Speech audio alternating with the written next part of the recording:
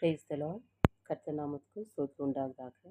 இன்றைய கர்த்தருடைய வார்த்தை என்ன அப்படின்னு சொல்லி நாம் பார்க்கலாம். Praise the Lord. Jeremiah chapter 32 versus 19 நாம் பார்க்கலாம். Praise the Lord. உம்முடைய கண்கள் மணிபுத்தருடைய எல்லா வழிகளின் மேலும் நோக்கமாக இருக்கின்றன அப்படின்னு சொல்லி நாம் பார்க்கிறோம். Praise the Lord. அவருடைய கண்கள் மனுபுத்திரர் மேல் அப்படின்னு சொல்லி பார்க்கும்போது அவரை தேடுகிற பிள்ளைகள் மேலே அவர் கண்ணோக்கமாக இருக்கிறார் அப்படின்னு சொல்லி நாம் பார்க்கிறோம். ஹல்லேலூயா.